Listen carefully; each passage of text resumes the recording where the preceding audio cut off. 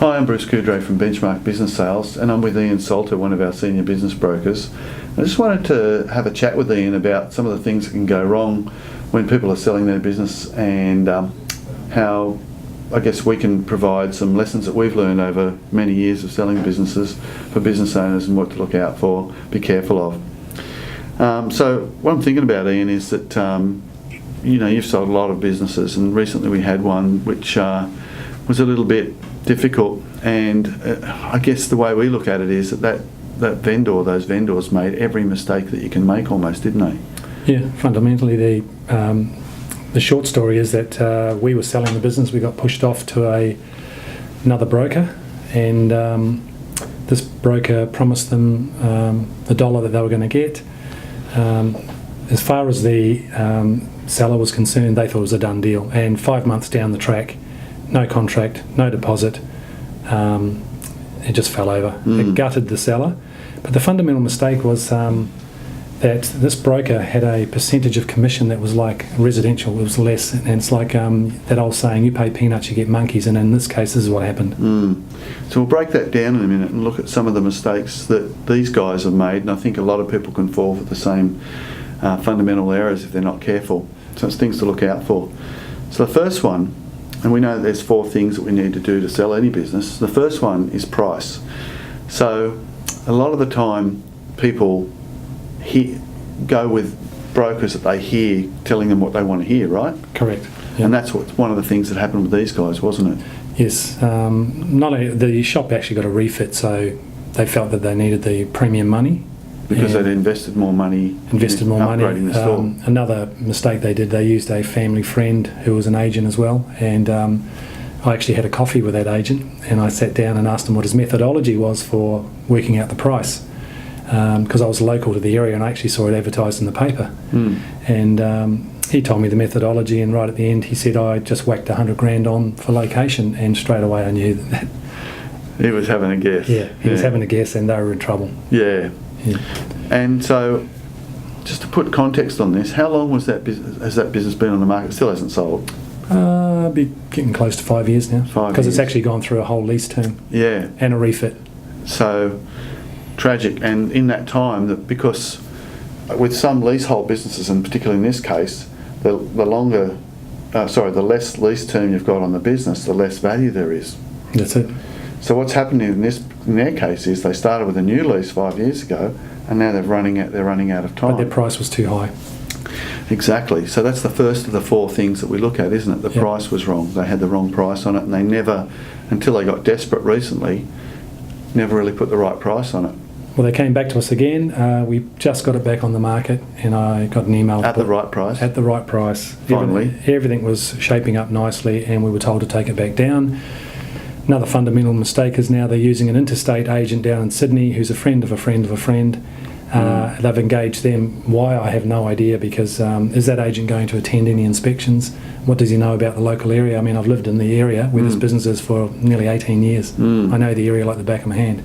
And that's one of the other mistakes that people make, isn't it? They go with brokers who aren't local, who don't know the market, don't know the buyers, don't know the values, don't have a database of buyers, tell them they're going to do all these wonderful things, give them a low commission sometimes, and ultimately no result. Yeah. Well, I've sold businesses in this actual particular shopping centre, and I know the process with the head honchos at management there. So. And these out-of-state, interstate guys probably don't have that ability. Won't know. And one of the other mistakes that these guys made was, and a lot of sellers make, is that they get agents coming to them who are scammers, and they'll try and tell them, pay me $10,000 or $12,000 or $15,000 to advertise in a magazine or online, or we've got overseas buyers. And one of the mistakes these guys fell for was the overseas buyer racket. Yes. So do you want to just tell us a little bit about that part of it? Yeah, so they had agents come along, had these overseas buyers. So they take the upfront marketing fee, engage the client. A couple of months down the track, can't hear from them, gone away, there's no buyer, they've spent the money, back to zero again. I mean, these people have been gutted about 3 or 4 times, but they've just done all the fundamental mistakes that you could think of. What about this Chinese buyer that was recently involved. Yeah, he was paying top dollar. He took the sellers out for dinner, schmoozed them, made them feel like they even had a career with him after the sale. He was going to be engaged. Everything was going good. But it went for about 5 months? Went for about 5 months. When I actually never signed a contract or never paid a deposit? No contract was signed, no deposit paid, and then fell over. And an inexperienced agent was supposed to be looking after that introduction. Correct. And this is one of the lessons that, again, vendors need to remember, is that it's not a deal till it's signed up, the deposit's paid, a contract or a letter of offer or a term sheet is in place. And we see lots of overseas buyers who are would-bes who are all, it looks great, but they don't put the money down and they don't take real action. This agent was more of a migrant agent than a business broker. Yeah, which is another trap, because you get people that are not licensed in the jurisdiction, and they purport to be an agent, but they don't really have any experience, and they're not really going to get the job done. They don't have a track record. So what's some of the other things? There's 4 things you've got to do to sell a business. Get the price right. You've got to also have all the information gathered and properly collated. You've got to have the marketing done to know who the buyers are, and you've got to be proactive. Yes. And one of the mistakes these people have done is that they've thought they've had a buyer, and they've just focused on that one buyer and ignored everything else.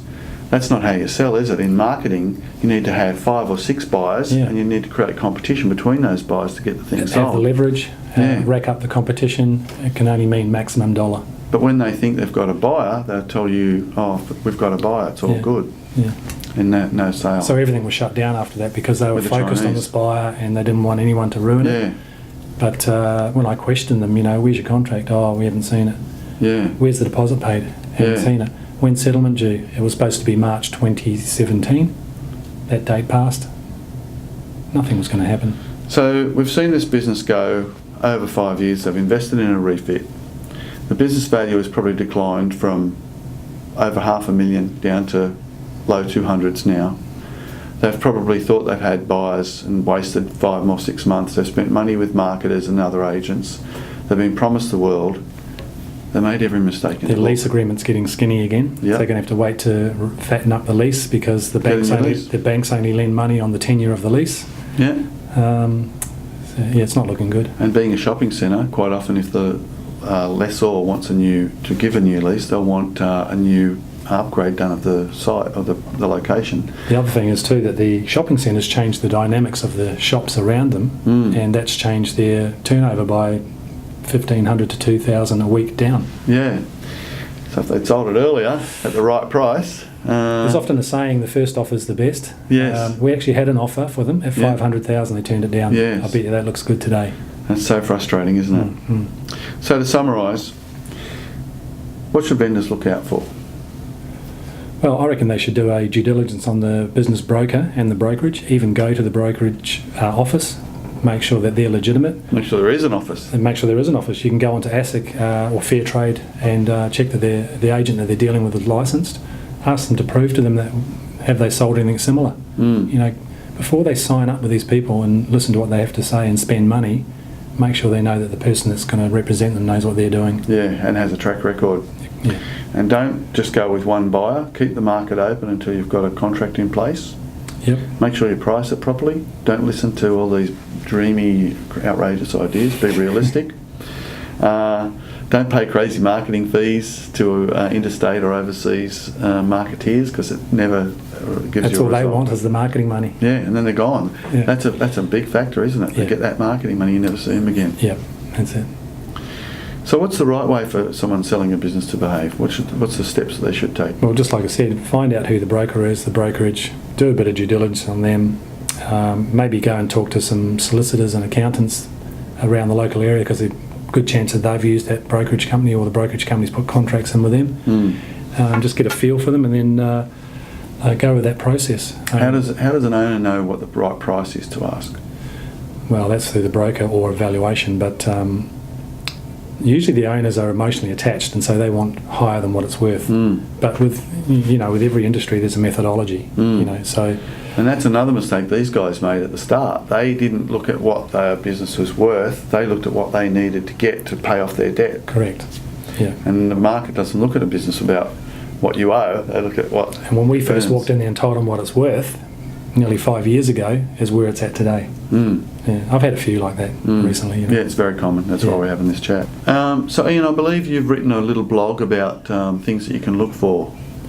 Yeah, just going back to making sure who's dealing or selling your business. I wrote a 17-point checklist Yeah. that somebody could go through, and you can get that off our website, Benchmark website, and it'll 17 points of what to look for when you're engaging a broker.